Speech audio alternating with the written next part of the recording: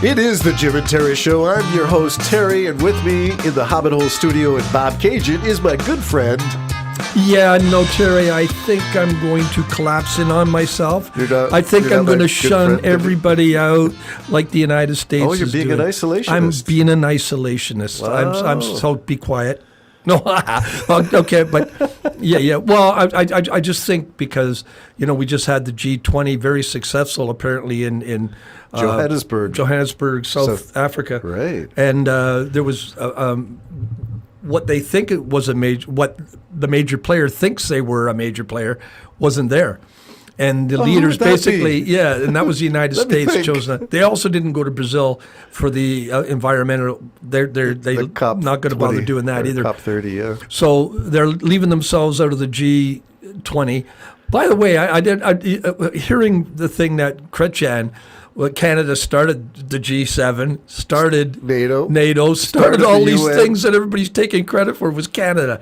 Canada started all those things. And so anyways, the United States wasn't at the G20.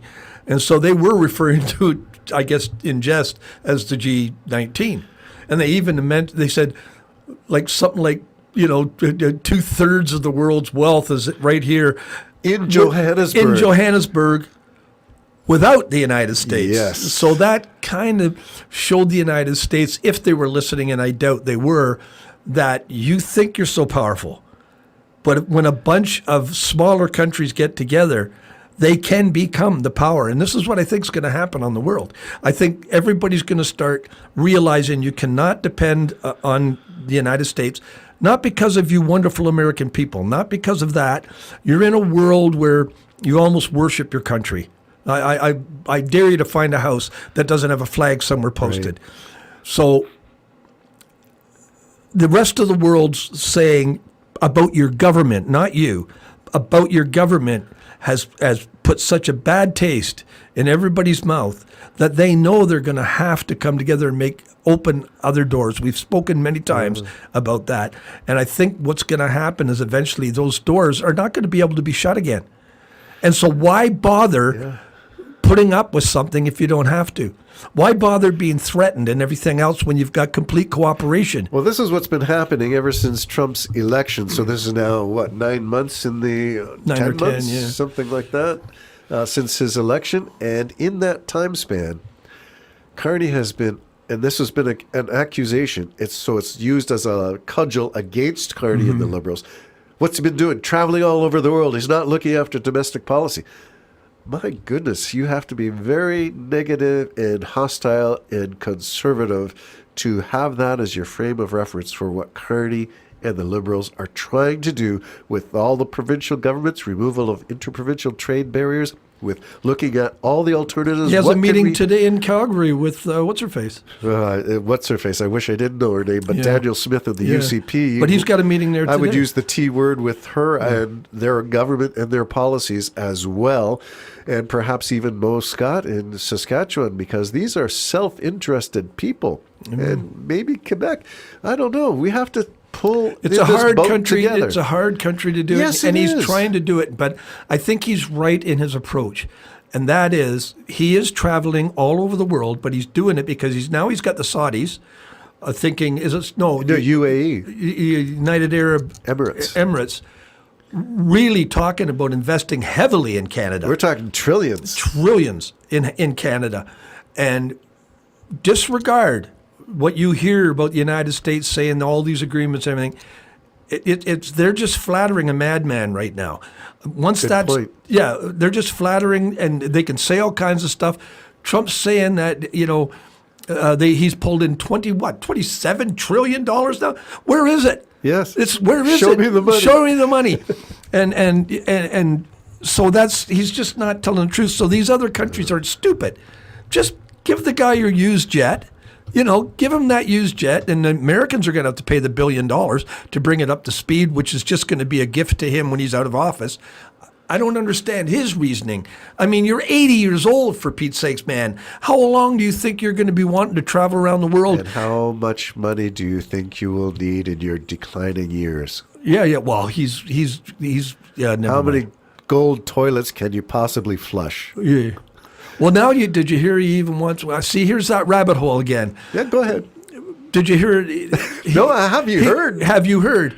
He wants the ballroom bigger. What? And the architect's saying, no, Mister, it's big enough. It's bigger than the White House right now. 80,000 square feet. 90,000 square feet right now. Right now. And anybody wants it bigger. And he did that all without permission. Oh yeah, tore down the east wing. No permits. When he said, here's the words: that hollowed space, I would never tear that down. That is there. It's never going to be touched. Meaning, bang, right down. Like within a second. Yeah. So either he's out of his ever-loving mind and can't remember what he just said the day before, or he's just right to your face saying, F you. Yep. I'm going to do exactly what I want to do. So at the G20, he didn't like the idea because of this fake thing, because he's listening to his wackos whispering in his ear that somehow all the Christians are being annihilated in South Nigeria. Africa. What's that? In Nigeria, the Christians are being Oh, attacked. yeah? All right. Okay, so we get this white supremacy theme that's a thread that seems to run through a lot of his policies. And Well, he goes to studied Project Hitler, 2025 and goes on to Christian nationalism in the United States, alignment of Christian fundamentalism with white supremacy. It's a bad mix. It's a toxic mix, and it is not biblical at No, all. what would Jesus do? None of that. None of it. I don't even think they know WWJD. Well, I'm wondering myself, to tell you the truth. Yeah. To link this back into economics in Canada, Carney has been dealing, you mentioned the G20 and 2/3 of the world's economies and the countries who are democratically oriented, non-autocratic. They're democratic, capitalistic, for-profit, but many of them are social leaning, socialist, the Scandinavian countries. And Canada maybe is leaning towards more social policies than an American would be. But we are working with what we call partners.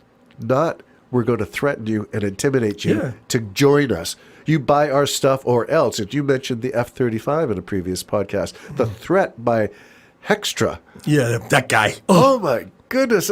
Please recall him already. Send him back to Washington. Do something. This is crazy town in Canada when you allow the American ambassador to say such outrageous things and let him get away with it. Well, yeah, it's all stirring the pot. Trump wants to stir the pot. He likes it. He does. That's where he finds his health. You always say he's the whirling dervish, the Tasmanian devil. He thrives in chaos. He thrives in chaos. He likes it. He does. And that's why he's bringing 500 more troops into the United States Capitol just to raise crap. And then he's using these two poor people, hopefully, God willing, they live. Yeah. He's using them to stir up hate against immigrants. Yeah. Now, what I like about what Carney's doing to roll that back, Canada understands if you want to have social programs, you need immigration. Because you need people to be working so you and me can retire. And everybody listening to us, you do want to retire someday, don't you? And that means there's got to be more people paying. You got to be more people paying than there's on retirement. It's a simple math. Stupid me knows that. That's working in Canada, and it's always worked in Canada. And that's why you and I But it's going to work better under Carney. Sorry, let me finish That's just my point. Yep, exactly. He's got the idea. If he can bring things like the Grimpet being built here, the jobs added, the shipyards being built here. We haven't even talked about that. Yeah, but he's doing that, and then the lines in order to bring it up to Churchill and stuff, all creating jobs that we're going to need people to fill. Yep. Now, quite frankly, Churchill, you're probably going to want immigrants because they don't care where they're going. They're in the free land. Yeah, and they're going to go up and work harder than anybody else, save their money, build houses, and they're going to produce doctors and lawyers and everybody else. You need immigration. So this world cooperation from a Carney point of view is you give them incentives to come here. Not the immigrants now, but I'm talking industry, investment, like overseas, all those investments, like Sweden saying, not only will we sell you the planes, we'll let you build them in Canada. We'll not only let you build them in Canada, we'll let you market them from Canada. Now that's the deals you want. Sounds like a plan. Carney's going for it, going for gold and taking Canada. by riding on his coattails. Let him go. Let Carney do what he does best. Negotiate. Make the deals. Not 90 deals in 90 days. The kind of deals that are in binders that you have to go through. Well, I like what he says. Win-win. Win-win.